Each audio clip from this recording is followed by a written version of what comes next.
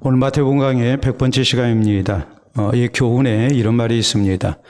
사람은 밥그릇, 옷걸이가 아니다라는 말입니다. 우리가 밥 안 먹고 살 수 없습니다. 또 옷 안 입고 사는 사람 찾아보기 힘들지요. 그렇지만은 우리의 생명을 위해서 우리가 기본적으로 필요로 하는 것, 우리가 의식주라고 얘기를 하는데 이렇게 먹는 것, 입는 것 대단히 중요한 문제지만 우리의 삶이라는 것이 단순히 먹는 것, 입는 것에만 몰두해서는 안 된다. 삶이라는 것은 그 외에 많은 부분들 우리가 신경 쓰고 또 여러 가지로 준비하지 아니하면 또 바로 살지 아니하면 절대 바른 인생 될 수 없다. 이것을 우리에게 가르치고 있는 겁니다. 먹는 것과 입는 것이 대단히 중요하지만 인생은 그게 다가 아니라는 말이에요. 그렇기 때문에 사람은 밥그릇이 아니고 또 옷걸이가 아니다. 이렇게 말을 하는 겁니다. 특별히 전도서 3장 11절에 보면 우리 하나님께서는 사람에게 영혼을 사모하는 마음을 주셨다라고 이렇게 말씀을 하십니다. 그만큼 우리에게는 영혼의 문제가 중요하다는 것이고 우리의 삶의 궁극적인 목표가 바로 영혼을 위한 것, 또 영생을 향하여 나아가는 모습이 되어야 된다. 이것이 성경이 우리에게 강조하는 내용입니다. 그렇기 때문에 우리의 신앙생활의 궁극적 목표는 영생이라는 것을 우리가 다시 한번 기억하고 잊어서는 안 됩니다. 요한복음 3장 16절에 보면 성경은 이렇게 말씀하시죠. 하나님이 세상을 이처럼 사랑하사 독생자를 주셨으니 이는 그를 믿는 자마다 멸망하지 않고 뭘 얻게 하려 하심이라 그랬어요. 영생을 얻게 하려 하심이라 이렇게 분명히 말씀하십니다. 또 요한복음 20장 30절 31절에 있는 말씀을 보면 사도 요한이 요한복음을 기록하고 있는 아주 중요한 목적을 이렇게 얘기를 하죠. 오직 이것을 기록함은 너희로 예수께서 하나님의 아들 그리스도이심을 믿게 하려 함이요 또 너희로 믿고 그 이름을 힘입어 생명을 얻게 하려 함이니라라고 이렇게 말씀합니다. 왜 하나님이 예수님을 세상에 보내셨는가? 왜 예수님이 십자가를 지시고 죽으시고 부활하셨는가? 왜 우리가 예수님을 구주로 믿어야 되는가? 이런 모든 것에 대해서 하나님께서 그 아들을 독생자로 보내신 가운데 우리를 죄로부터 구원하고 영생을 얻게 하기 위해서, 그러니까 우리가 예수님을 구주로 믿어서 영생 얻는 것이 우리의 신앙생활의 최종 목표가 되어야 됨을 이렇게 말씀을 하고 있는 겁니다. 그래서 베드로전서 1장 9절은 또 이렇게 말씀합니다. 믿음의 결국이 무엇인가? 믿음의 결국은 곧 영생이다. 이렇게 정말로 굉장히 분명하게 우리에게 이렇게 강조를 합니다. 그러므로 우리는 세상을 살면서 먹는 것, 입는 것, 또 우리의 거주처, 거주지 이런 것에 대한 그런 관심도 우리가 많이 가져야 되고 이런 부분에 우리가 노력도 많이 해야 되겠지만 그러나 우리 그리스도인에게 있어서 마땅히 영생에 대한 관심을 가져야 된다는 것, 이것은 너무나도 당연합니다. 예수님을 나의 구주로 진실되게 믿고 우리가 영생을 얻는 것, 이것은 우리가 빼놓을 수 없는 우리의 전부라고 얘기해도 절대 지나침이 없는 것이죠. 자, 우리는 지난 시간에 우리 예수님께서 어린아이를 안고 안수하시고 이렇게 축복하신 내용에 대해서 말씀을 살폈습니다. 자, 이를 통해서 우리 예수님은 어린아이의 영혼도 소중하다는 것을 강조를 하셨죠. 이런 어린아이들이 예수님을 구주로 믿고 구원 얻을 수 있도록 예수님 앞에 어린아이들을 적극적으로 데리고 나와야 한다는 것도 말씀을 하시고 또 한편으로 천국은 이런 자의 것이니라 라고 말씀하셔서 우리가 어린아이를 통해서 배우고 우리 하나님께서 천국 백성에 합당한 모습으로 우리가 신앙생활을 해야 함을 주님께서는 강조를 하셨습니다. 어린아이와 같은 천국의 백성 되기 위해서 우리가 가져야 할 신앙의 자세, 그것은 다른 것이 아니고 우리가 순수한 마음으로 또 하나님을 의지하고 또 겸손한 가운데 나를 낮추면서 우리가 신앙생활을 해야 된다. 이것이 이제 천국의 백성으로서 합당한 성도의 모습인 것을 우리 주님이 교훈을 하신 것이죠. 자, 오늘 성경 말씀은 16절에 이렇게 시작이 됩니다. 어떤 사람이 주께 와서 이르되 선생님이여 내가 무슨 선한 일을 하여야 영생을 얻으리까? 라고 묻습니다. 그런데 22절에 보면 그 청년이 재물이 많음으로 이 말씀을 듣고 근심하며 가니라 라고 이렇게 말씀합니다. 이 청년은 굉장한 부자였다는 것을 우리가 알 수 있습니다. 같은 내용을 기록하고 있는 누가복음 18장 18절에 보면 보면 이 사람은 관리였다고 이렇게 기록이 됩니다. 그러니까 유대 사회에서 그는 젊음을 가지고 있는 사람이었고 재물도 있었고 명예도 있었고 권세도 있는 모든 것을 다 가진 사람이었습니다. 세상적으로 부족한 것이 하나도 없는 사람이었어요.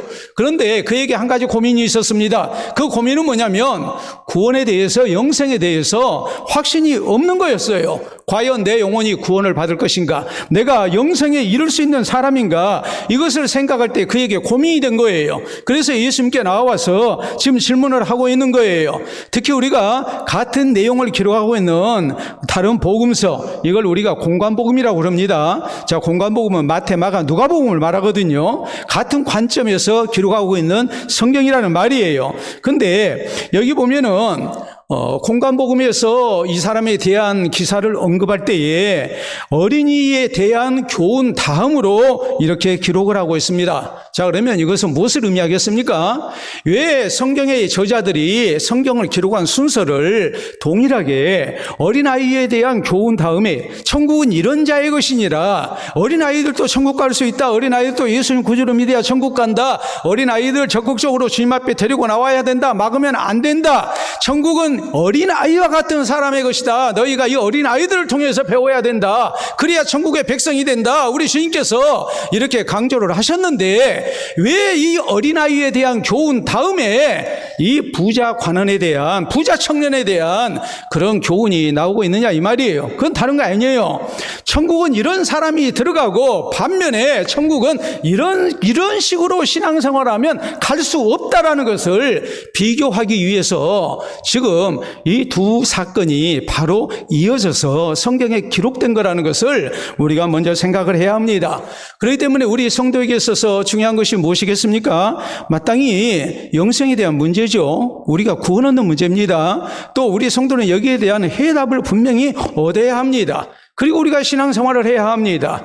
우리가 세상적으로 볼 때에 젊음을 가지고 있고 건강에 복이 있고 또 우리가 세상에 재물도 많이 가지고 있고 또 권세도 가지고 있고 내가 인생을 참으로 나 하고 싶은 대로 내가 누리고 싶은 거 다 누리면서 살 수 있는 그런 인생이라면, 모든 인생의 필요 충분 조건이 다 갖춰져 있는 사람이라면 그 사람은 굉장히 많은 사람들이 부러워하는 사람이고 행복한 사람이고 마음에 근심이 하나도 없을 것 같은데, 오늘 성경은 이 부자 청년 관리를 통해서 우리에게 분명히 말씀을 하는 겁니다. 세상에 가질 수 있는 거 다 가졌습니다. 그런데 그에게 한 가지 고민이 있습니다. 내가 과연 천국 갈 백성인가? 내가 과연 영생을 얻을 수 있는가? 이것이 그에게는 큰 고민이었고, 그 고민의 문제를 가지고 예수님 앞에 나와왔는데 그는 결국 근심하고 돌아가는 모습이 되고 말았다.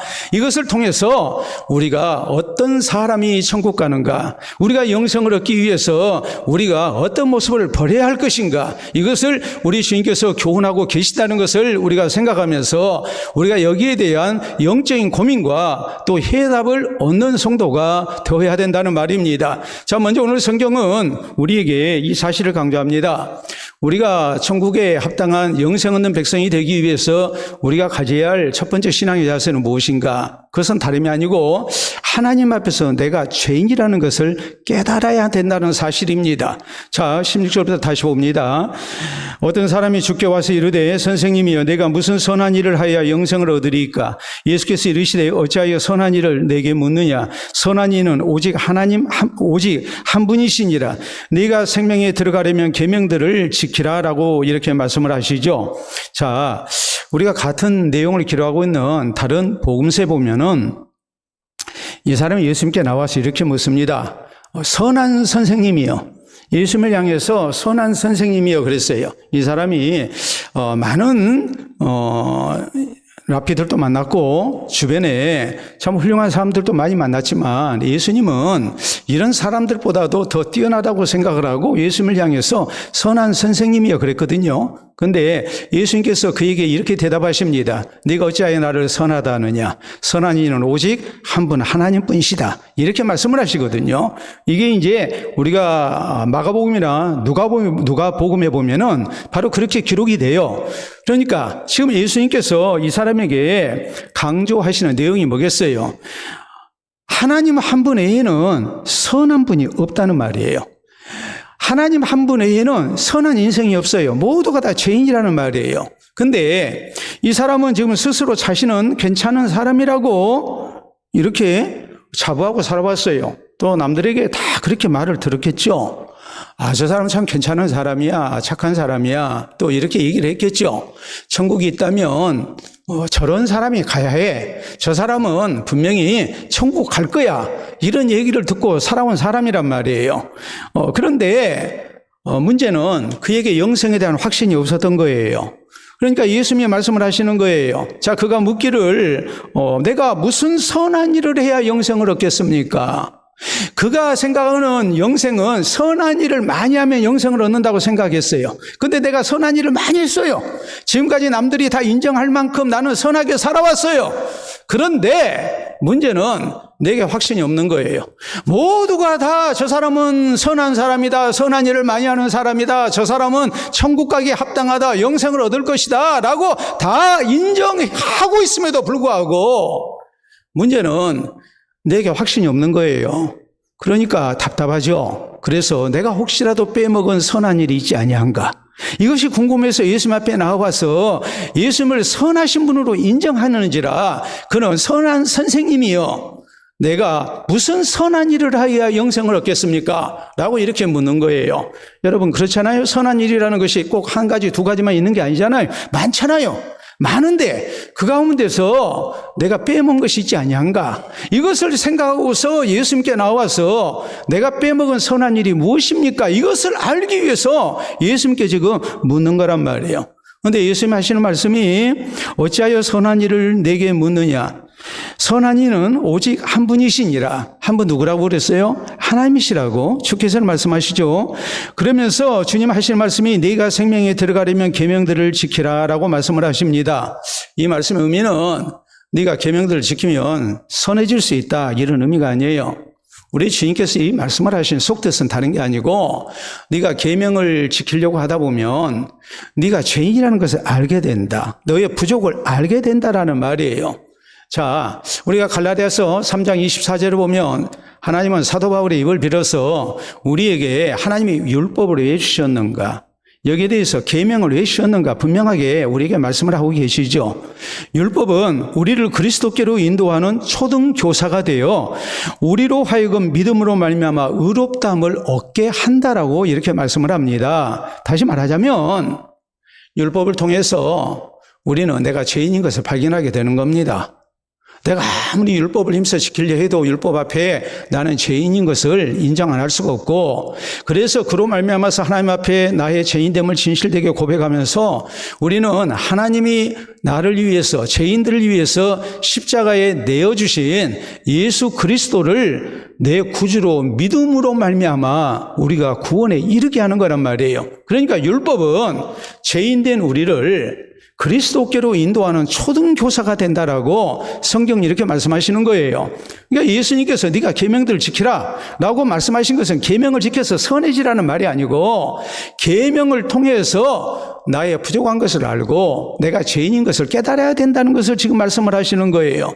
또 이 사람 대답은 이렇습니다. 18절에 이르되 어느 계명이 오니까 라고 물어요. 그 말의 의미는 나는 계명은 다 지켜오는 사람입니다라는 자신감에서 내가 지키지 못한 계명이 무엇입니까? 라고 묻는 거거든요. 예수님 대답하십니다. 살인하지 말라, 간음하지 말라, 도둑질하지 말라, 거짓 증언하지 말라, 내 부모를 공경하라, 내 이웃을 내 자신과 같이 사랑하라 하신 것이니라 라고 이렇게 예수님이 대답을 해 주시죠. 그랬더니 이 사람 하는 얘기가 20절에 그 청년이 이르되 이 모든 것을 내가 지켜사온데 아직도 무엇이 부족하니까. 자, 21절 예수께서 이르시되 네가 온전하고자 할진대 가서 내 소유를 팔아 가난한 자들에게 주라. 그리하면 하늘에서 보화가 내게 있으리라. 그리고 와서 나를 따르라 하시니 그 청년이 재물이 많음으로 이 말씀을 듣고 근심하며 가니라 라고 이렇게 말씀을 하죠. 자, 이 사람은 자기 스스로 생각할 때, 또 사람들이 볼 때에 모든 계명을 지켜온 사람이었어요. 부족한 것이 없었던 사람이에요. 그러니까 내가 무슨 계명을 지켜야 됩니까? 예수님께서 이런 계명을 지키라 그러니까 내가 그건 어려서부터 다 지켜왔습니다. 그랬더니 예수님이 하시는 말씀이 그럼 네 소유를 팔아서 가난한 자들에게 주고 너는 나를 따르도록 해라, 이렇게 말씀을 하시니까 이 사람이 근심 가운데 빠지는 겁니다. 이 말의 의미는 우리 주님의 요구하는 그 조건에 이 사람이 부합하지 못했다는 것을 의미해요. 부족했다는 것을 의미를 해요. 나는 생각할 때, 다른 사람이 생각할 때 부족함이 없이 모든 계명을 지켜오는 사람이었어요. 그리고 혹시라도 내가 지키지 못한 계명이 무엇인가, 이것을 알기 위해서 예수님께 나와가지고 그 계명에 대해서 물었는데, 내가 지금까지 지켜온 계명을 가지고 예수님의 말씀을 하시는 겁니다. 그러니까 자신 있게 얘기하죠. 나 그거 다 지켰습니다. 그랬더니 내가 무엇이 부족합니까? 그랬더니 예수님이 말씀을 하시는 겁니다. 내 이웃을 내 자신처럼 사랑하라고 말씀을 하셨는데, 자, 그 사랑을 하기 위해서 네 소유를 다 팔아서 가난한 자들에게 주고 너는 나를 따르도록 해라. 그랬더니 이 사람이 거기에 딱 넘어지는 거예요. 자기의 부족을 비로소 깨닫게 되는 거예요. 여러분, 그렇기 때문에 계명을 통해서 우리가 알아야 할 사실은 뭐냐면, 내가 하나님 앞에 죄인이라는 사실이에요. 내가 아무리 열심으로 잘 지키고 내가 최선을 다해서 선하게 살려고 애를 썼다 할지라도 우리는 하나님의 계명 앞에 여전히 죄인이라는 것을 우리가 놓쳐서는 안 된다는 말입니다. 영생을 얻고 구원 얻는데 절대적인 조건이 무엇일까요? 그것은 사람과의 비교 혹은 나 자신의 스스로의 평가에 의해서 내가 계명을 다 지켰다고 자부하는 게 아니에요. 그게 아니고 하나님 앞에서 내가 하나님의 계명을 다 지키지 못하는 죄인이라는 사실을 깨닫는 거예요. 이걸 인정하는 거예요. 하나님 앞에서의 나의 죄인됨을 깨닫지 못하면 우리는 절대로 바른 신앙을 가질 수가 없습니다. 여러분, 그렇잖아요. 우리가 이사야서 6장에 보면 이사야 선지자가 성전을 찾아서 올라가서 하나님 앞에 기도하다가 영광 중에 임재하신 하나님을 봤습니다. 그때 이사야 선지자는 이렇게 고백합니다. 화로다 나여 망하게 되었도다. 망하게 됐다는 말은 나 이제 죽었다라는 말이. 화로다 나여 망하게 되었도다.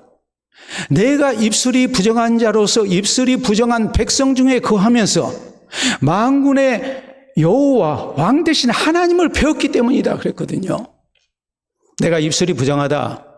히브리 사람들, 이스라엘 사람들은 입술이 부정하다 그러면 그 사람은 죄인이라는 말이에요. 입술이 부정하다는 것은 사람의 마음속에 있는 것이 또 생각하는 것이 말로서 표현된다고 이렇게 믿었어요. 그러니까 입술이 부정하다는 말은 겉으로는 깨끗해 보여도 속 사람은 더럽다는 뜻이에요. 이게 입술이 부정하다는 거예요. 내가 입술이 부정한 사람으로서 입술이 부정한 백성들 가운데 거하면서, 이 말의 의미는 뭐겠습니까? 나도 똑같이 일반 백성과 같은 죄인이었다라는 말이에요. 나는 하나님의 사람이고 선지자고 좋은 말을 하는 사람이고, 그러니까 백성들을 향해서 회개하라고 외치고 이 죄인들아 하면서 막 그렇게 외쳤던 사람이에요. 그러니까 나는 의로운 줄 알았죠. 근데 하나님 앞에 나 자신을 딱 세우고 보니까 나도 똑같은 죄인이었어요. 그래서 죄인된 내가 이제 망하게 됐습니다 하면서 하나님 앞에 자기의 죄인됨을 고백합니다. 그럴 때 하나님께서 제단에 숯불을, 그 숯을 가지고, 그 숯불을 가지고 그 입을 찢어주십니다. 상징적 의미를 통해서 지금 하나님께서 약속하신 것이 무엇입니까? 그 입술을 정하게 해주신 거예요. 그의 죄를 태워주신 거예요. 내가 죄인인 것을 진실되게 고백했을 때 비로소 하나님의 용서를 받는 거예요. 우리 예수님께서 바리새인들 향해서 아주 신랄하게 이렇게 책망하십니다. 예수님이 죄인들과 가까이 하니까 죄인들의 친구다 하면서 예수님 막 비난하죠.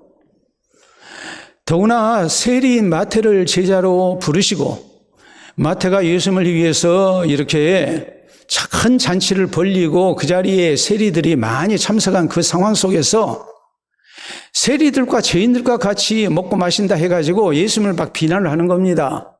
그때 예수님이 하신 말씀은 이것이에요. 건강한 자에게는 의원이 필요 없다. 병든 자에게 필요하다. 나는 의인을 부르러 온 것이 아니라 죄인을 부르러 왔다.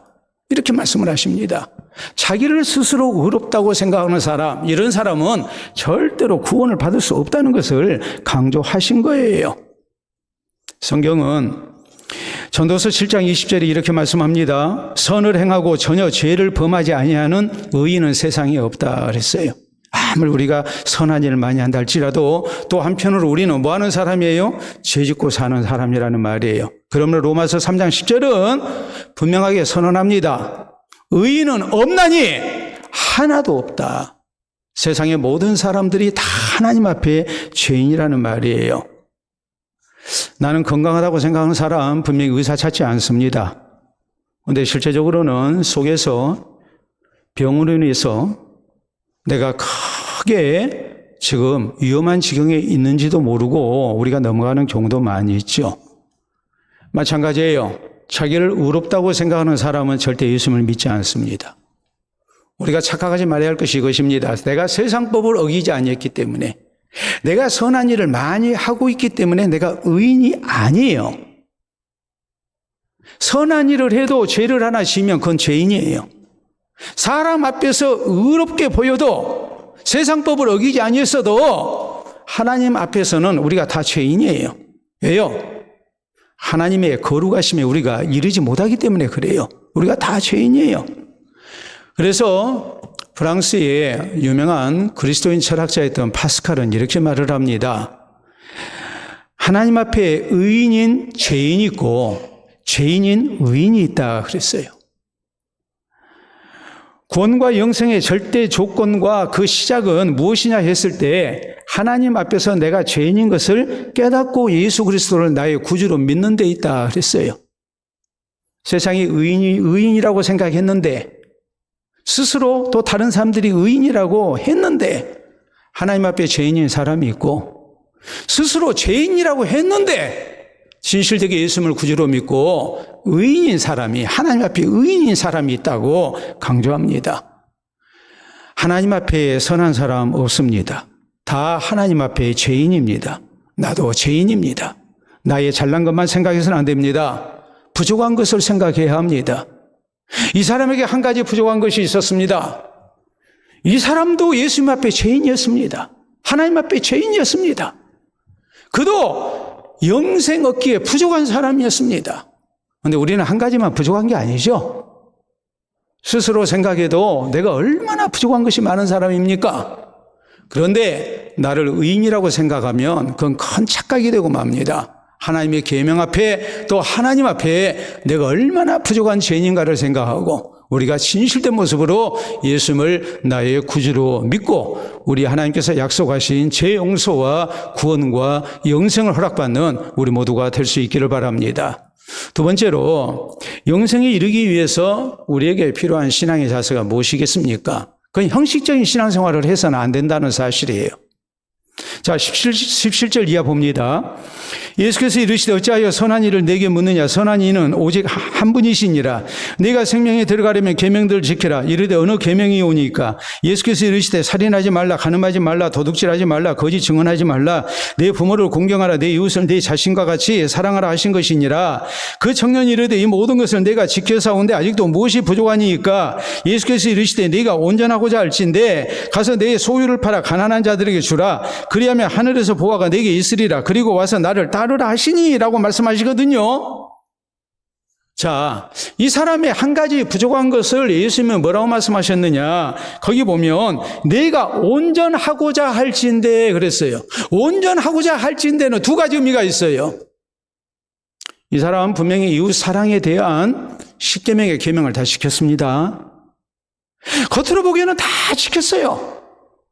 지켰는데 우리 주님은 이렇게 말씀하십니다. 너 지켰다고는 하지만 온전한 지킴이 아니었다. 그러므로 네가 온전하고자 할진대라고 말씀을 하신 거예요. 또 하나 네가 온전하고자 할진대라고 말씀하신 것은 무슨 의미가 있느냐? 네가 계명을 다 지켰지만 너 한 가지 부족한 것이 있다. 그 부족한 것은 내 이웃을 내 자신처럼 사랑하라고 하신 그 계명을 지킨 것이 부족하게 지금 지키고 있다. 그걸 온전하게 하기 위해서 너에게 필요한 것이 무엇이냐? 내 가진 소유를 다 팔아서 가난한 자들에게 주고 너는 나를 따르도록 해라. 예수님이 이렇게 말씀하고 계시는 거예요. 자, 그러면 우리가 두 가지 사실을 발견하죠. 하나님 앞에 온전한 모습으로 우리가 계명을 지키기 위해서 우리에게 첫째는 있어야 할 자세가 무엇이겠습니까? 정말 모든 것을 빠짐없이 우리가 잘 지켜야 해요. 두 번째는 또 뭐겠어요? 진실된 모습으로 지켜야 해요. 학생이 공부를 합니다. 공부를 하는데 단순히 5시간 책상 앞에 앉아있다고 해서 공부한 게 아니죠. 책상 앞에 앉아있지만 공부 안 하고 딴 생각하고 집중 안 하고 하면 그건 공부한 거 아니에요. 우리가 계명을 지켰다고 하지만 그 계명을 온전하게 지키지 아니하면 우리 주님은 네가 온전하게 지키지 아니했다라고 말씀을 하신단 말이에요. 계명을 지킨 게 아니에요. 지금 주님이 이 사람에게 하는 말씀은 지금 그런 의미예요. 그렇기 때문에 이 사람의 이웃사랑에 대한 계명을 준수한 모습을 보면 그게 진실된 모습이 아니었다는 것을 주님이 말씀하시는 겁니다. 너 온전하게 안 지켰다. 부족하다. 다시 말하자면 지금까지 형식적으로 지켜왔다는 것을 우리 주님이 지적하고 계시는 거예요. 자기가 생각할 때 그럴 수 있죠. 내가 가난한 이웃을 위해서 내가 구제했습니다. 나눴습니다. 내가 도와줬습니다. 스스로 생각이 더 뿌듯한 그런 나눔을 했을 수 있어요.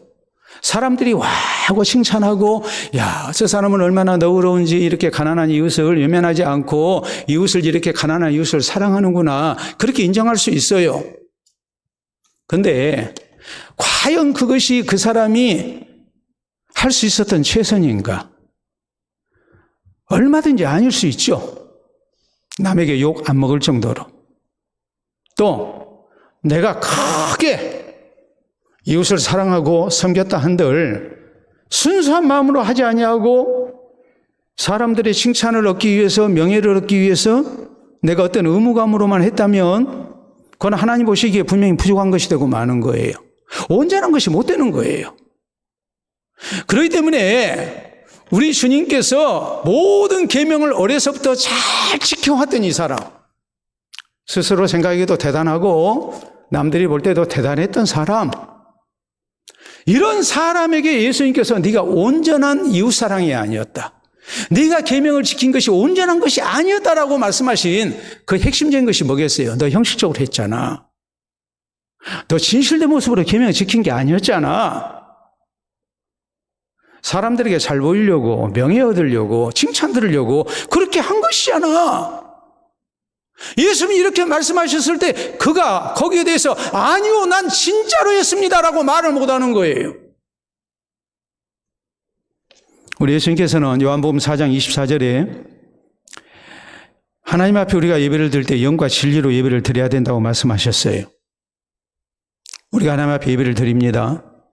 영으로 드리는 예배, 이것이 고린도서 14장 15절에 있는 말씀을 보면 내가 영으로 기도하고 마음으로 기도하리라, 내가 영으로 찬송하고 마음으로 찬송하리라 그랬거든요.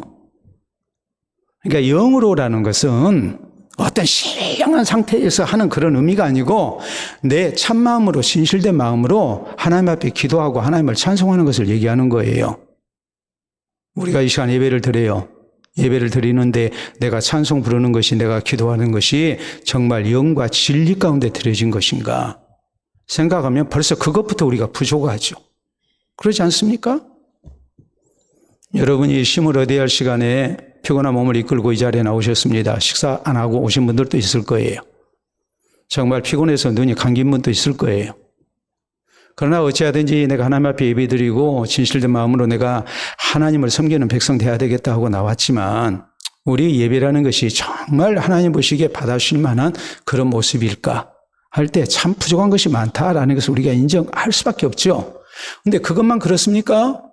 바리새인들의 모습을 생각해 보세요. 유대인들의 3대 경건 생활에 대해서 마태복음 6장에 우리 예수님께서 교훈을 하십니다. 구제하는 일, 기도하는 일, 금식하는 일. 바리새인들처럼 하지 마라. 그 사람들은 사람들 앞에서 광고하고 자랑하고 사람의 영광을 얻기 위해서 하는 사람들이다. 은밀한 영에 보시는 하나님 앞에 진실된 모습으로 해라. 그게 진짜 경건이다. 하나님께서 받아주시는 것이 된다. 이렇게 말씀하시지 않습니까? 그러면 그 바리새인들이 주님 앞에 책망을 들은 것과 우리의 모습이 큰 차이가 있습니까? 우리는 그보다도 못하잖아요. 얼마나 우리가 부족한 것이 많습니까? 여러분, 우리가 흔하게 이런 얘기를 합니다. 연습은 시합처럼. 연습은 시합처럼. 시합은 연습처럼. 예? 연습을 할 때 집중해서 진지한 모습으로 해야 거기에 효과가 있는데, 그렇다고 해서 시합할 때 너무 긴장하면 가진 실력을 제대로 발휘하지 못하니까 마음을, 긴장을 풀고 좀 여유로운 모습으로 해야 된다, 이렇게 강조를 하잖아요. 예?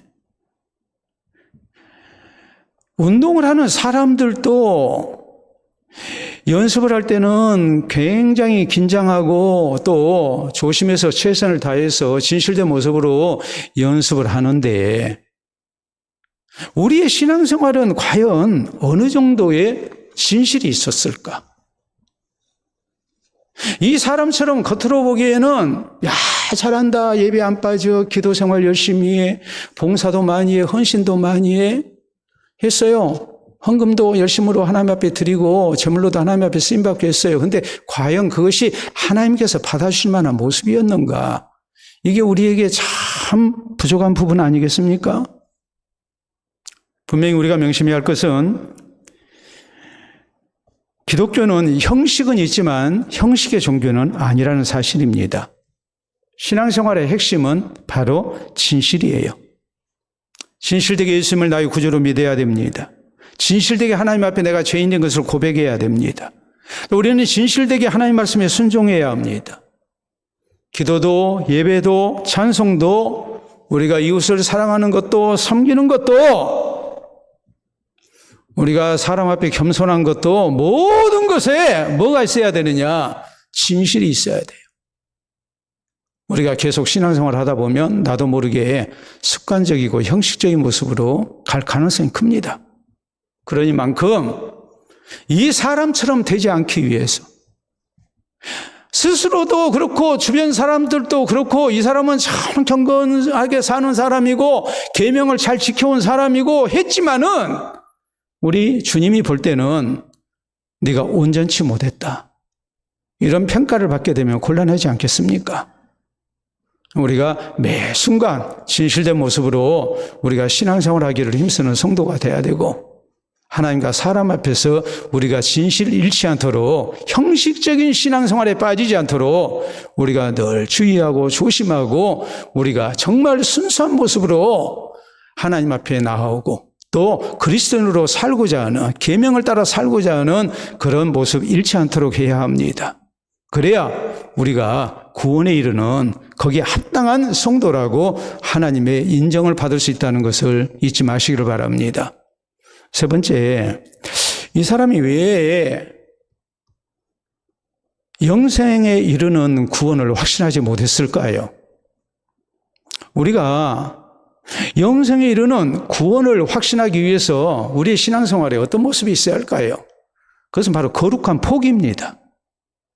자, 21절에 있는 말씀을 보면 20절부터 그 청년이 이르되 이 모든 것을 내가 지켜사온데 아직도 무엇이 부족합니까? 그랬더니 예수께서 이르시되 네가 온전하고자 할진대 가서 내 소유를 팔아 가난한 자들에게 주라. 그리하면 하늘에서 보화가 내게 있으리라. 그리고 와서 나를 따르라 하시니 그 청년이 재물이 많음으로 이 말씀을 듣고 근심하며 가니라 그랬어요. 근심했다라는 말이 헬라어 원문 성경에 보면 리표호라고 기록이 됩니다. 리표호라는 말은 어떤 말이냐면 마음이 상할 정도로 슬퍼하고 고통스러워한다라는 말이에요. 덜커덕 걸린 거예요. 나 지금까지 계명시켜 왔어요. 내 소유 일부를 가지고 가난한 사람 돌보고 살아왔어요. 내가 큰맘 먹고 했어요. 나는 그 누구 못지않게 이웃을 사랑한다고 사랑하고 살아왔어요. 주변 사람들이 다 인정했어요. 그런데 예수님 말씀하시는 거예요. 네가 온전하고자 할진대 내 소유를 팔아서 가난한 자들에게 나눠주고 너는 나를 따르라. 이 말씀의 의미가 뭐겠습니까? 너 지금까지 형식적으로 했잖아. 너 그냥 흉내만 냈잖아. 남들은 칭찬을 많이 했지만 하나님 보실 때는 너는 굉장히 부족했잖아. 하나님이 너에게 주신 것에 비하면 너는 너무나도 적게 했잖아. 그러면서 사람들의 명예를 얻었잖아. 거기에 덜컥 걸린 거예요. 그래서 고민이 되는 겁니다. 내 가진 것을 다 팔아서 가난한 자에게 나눠주고 너는 나를 따르라. 나를 따르라는 말은 두 가지 의미가 있어요. 베드로나 야고보, 요한에게 예수님이 말씀하셨듯이 너는 나를 따르라. 내가 너희로 사람 낚는 어부가 되게 하리라 하신 것처럼 제자가 되라는 의미예요. 또 하나는 나를 따르라라는 말씀은 나처럼 해라는 말이에요. 예수님은 하나님의 구원 사역을 위해서 세상의 모든 것을 포기하시고 자신의 생명까지 포기하시고 진정한 사람 사랑, 이웃 사랑을 나타내신 분입니다. 하나님이 세상을 이처럼 사랑하사 독생자를 주셨으니 하나님의 거룩한 포기가 있었습니다. 예수님의 거룩한 포기가 있었습니다. 그래서 우리가 하나님의 사랑을 입고 우리가 구원을 얻은 겁니다. 그러니까 지금 너는 나를 따르라 하신 이 예수님의 말씀은 진정한 이웃 사랑하는 모습으로 네가 나를 따라야 된다. 그건 뭐냐? 진정으로 이웃을 사랑한다면 내 이웃을 내 자신처럼 사랑해야 된다. 이것이 곧 뭐이겠어요? 최선을 다한 포기가 있어야 된다는 얘기예요. 이웃을 사랑했는데 자기 자신처럼 사랑 안 했어요. 그냥 타인으로 사랑했을 뿐이에요. 형식적으로 사랑했어요. 이걸 주님께서 지적하셨을 때 그는 할 말이 없었어요. 그러니까 굉장한 고통을 느낍니다. 양심의 가책을 느낍니다. 그러나 그는 포기를 못합니다. 세상의 부귀영화를 포기를 못합니다. 가진 것이 너무 많거든요. 건강하고 젊고 부자고 관원이고 세상에 가지고 싶은 모든 것을 다 가진 사람인데 이걸 포기를 못해요. 그러니까 그는 고통 가운데서 근심하며 낙담하며 돌아가는 겁니다. 구원의 확신을 얻지를 못한 겁니다. 우리 예수님께서는 분명히 그리하면 하늘에서 보화가 내게 있으리라 그랬어요. 우리가 진실된 모습으로 땅의 것을 포기한다면 하늘에 보화가 있다. 우리 하나님께서 갚아주시는 상이 있다고 분명히 말씀을 하십니다. 그럼에도 불구하고 그는 고민하고 돌아갑니다. 여러분, 신실한 믿음의 사람들은 히브리서 11장에 보면 이국인처럼 나그네처럼 이 세상을 살았고 더 나은 본향을 향해서 나아갔다고 말씀합니다. 세상의 것을 포기했다는 말이에요. 사도 바울은 빌립보서 3장에 내 주 예수 그리스도를 아는 지식이 가장 고상하기 때문에 그가 가지고 있었던 모든 기득권들, 세상적으로 자랑할 만한 모든 것들, 그 모든 것을 다 뭐처럼 여겼다고 했습니까? 배설물로 여겼다 그랬어요. 거룩한 포기를 한 사람이에요. 반면에 사도 바울의 동역자가 돼서 함께 복음사에게 헌신됐던 데마는 결국 세상을 사랑해서 세상으로 돌아가 버리고 맙니다. 세상을 포기하지 못했습니다. 제가 여러분한테 이런 말씀을 드리는 것은 또 주께서 우리에게 지금 말씀하고 있는 그 속뜻은 우리가 세상을 다 멀리하고 뒤로하고 우리가 그냥 주를 섬기는 데만 헌신돼야 된다. 그런 의미가 아닙니다. 세상의 것을 위해서 사는 사람보다는 하나님 나라의 보화를 위해서 사는 사람이 돼야 된다는 말이에요. 우리의 궁극적인 삶의 목표가 하나님 나라의 영광이 있어야 된다는 말이에요.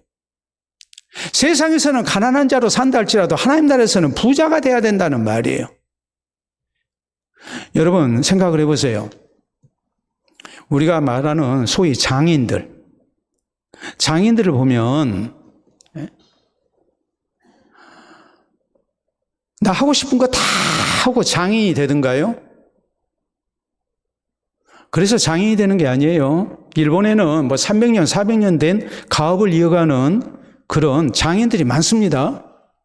근데 거기에는 중요한 역사적 배경이 있어요. 그건 다른 게 아니고 옛날 에도 시대부터 그 사람이 하는 일이 딱 정해졌어요. 예를 들어서 너는 화가자만 만들어. 너희 집안에서는 화과자만 만들어. 너희 집안에서는 그릇만 만들어. 이런 식으로 딱 정해졌어요. 직업을 못 바꿨어요. 그러니까 죽으나 사나 그 일만 해야 해요. 그 자식도 그 일만 해야 해요. 그러니까 300년, 400년을 가업을 이어가는 거예요. 그래서 장인이 되는 거예요. 근데 자꾸 이거하고 저거하고 이렇게 바꾸고 막 하면 장인이 될 수가 없죠. 또 장인 되고자 하는 사람은 세상에 많은 것을 포기하잖아요. 친구들 만나고 싶은 대로 만납니까? 놀러 가고 싶다고 놀러 갑니까? 취미생활 합니까? 안 합니다. 그냥 오직 그거 하나만 집중적으로 파잖아요. 그럴 때 장인이 돼요. 우리의 신앙생활에 있어서 우리가 정말 여기에 최선을 다하고 여기에 집중하고 우리의 바라는 것이 하나님 나라를 향한 모습이 되지 않고는 우리가 절대 바른 신앙생활을 할 수 없다는 것을 지금 우리가 알아야 된다는 말이에요. 자, 우리가 사진 하나 보도록 하겠습니다. 여러분, 이 사진 우리가 다 잘 알아요. 유명한 프랑스의 로댕이 만든 조각상이에요. 뭡니까? 생각하는 사람. 이 생각하는 사람, 여기에 대해서 뭐 여러 얘기를 하죠. 로댕이 뭘 생각할까? 지금 저 조각상의 주인공이 뭘 생각할까? 저 사람은 뭘 생각할까? 우스갯말로 내 팬티가 어디로 갔나? 그런데 이제 어떤 사람들이 이렇게 얘기해요. 저것은 자리에 앉아있는 모습이 대변을 볼 때 저 자세로 앉으면 복압, 배 압력이 가해져가지고 변비를 예방할 수 있는 가장 좋은 자세를 나타낸다. 그것을 나타내는 조각상이다. 이렇게 우스갯말로 설명하는 사람도 있습니다. 그런데 로댕이 생각하는 사람이라는 조각상을 만든 것은 결코 그런 뜻이 아니에요. 저 조각상은 지옥문 입구에 있는 조각상이에요. 지옥문에서 고민을 하는 거예요. 지옥을 가야 하는 인생이 고민하고 있는 모습을 지금 조각해 놓은 거예요. 이탈리아의 유명한 작가인 단테가 쓴 신곡에서 힌트를 얻어가지고 그래서 지옥문에서 고민하는 인생을 지금 조각한 거예요. 고통 가운데서 지금 고민하고 있는 거. 팬티 때문에 고민한 것도 아니고 또 변비 때문에 고민한 것도 아니고 내 영혼을 위한, 지옥에 떨어지는 내 영혼을 위한 근심을 하고 있는 거예요. 지옥문에서. 단테는 신곡에 이렇게 썼습니다. 천국은 누가 가느냐? 세상에 많은 것을 포기한 사람이 가는 것이다. 지옥은 누가 가느냐? 세상의 것을 포기하지 못하는 사람이 가는 것이다라고 썼어요. 오늘 성경 말씀에 지금 교훈을 얻어가지고 진정하게 우리가 영생에 이르려면 거룩한 포기가 있어야 된다. 세상에 대한 거룩한 포기가 없으면 우리는 절대 영생에 이를 수가 없다. 이걸 강조하고 있는 겁니다. 이 청년은 세상의 것을 포기하지 못했습니다.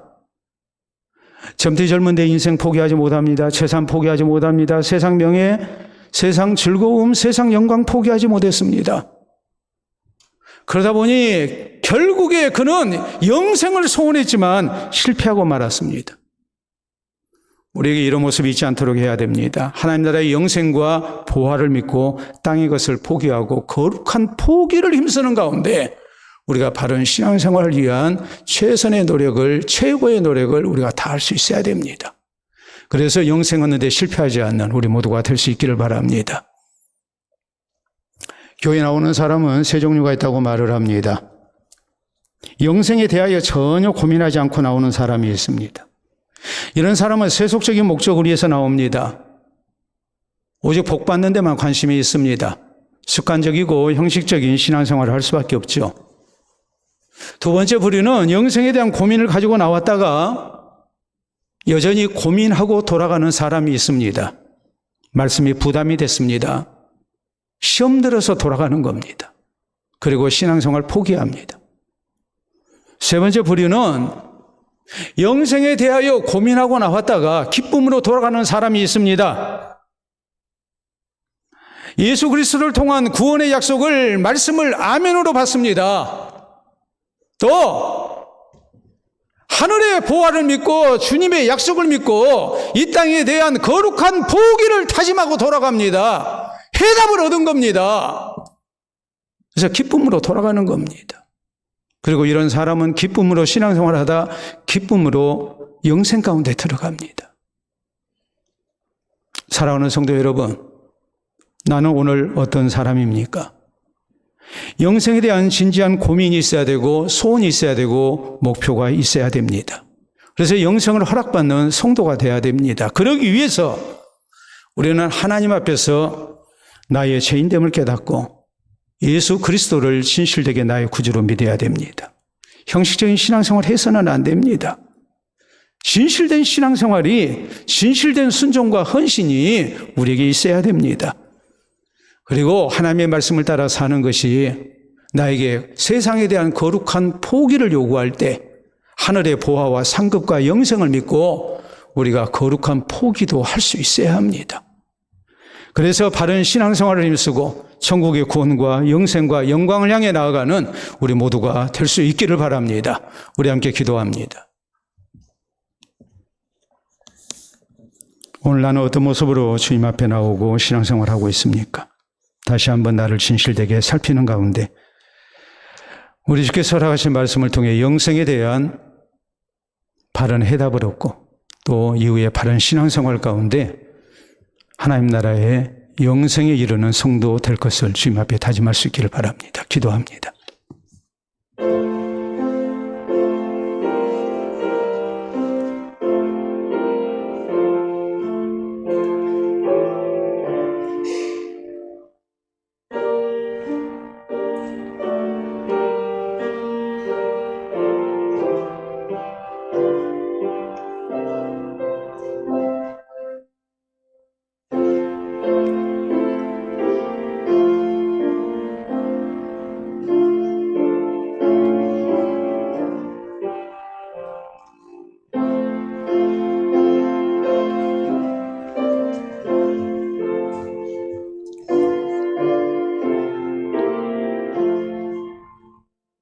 자비로우신 우리 아버지 은혜를 진심으로 감사합니다. 우리를 구원의 백성으로 불러주시사 주의 몸된 교회 가운데서 신앙생활을 힘쓰게 하시고 또 하나님 나라를 바라보며 나아갈 수 있도록 은혜 주시니 감사합니다. 이 시간 다시 한번 우리의 영혼을 위한 근심이 있기를 원합니다. 영생에 대한 소원과 목표가 우리에게 있기를 원합니다. 하나님 나라를 지향하는 우리의 신앙의 발걸음이 되기를 원합니다. 하나님 앞에 나의 죄인됨을 고백하며 주님의 말씀을 따라 진실된 모습으로 순종하며 살아가게 하시고 또 이 땅에 대한 많은 것을 포기하고 우리가 살아계신 하나님의 구원과 하나님 나라의 보호를 바라며 영광을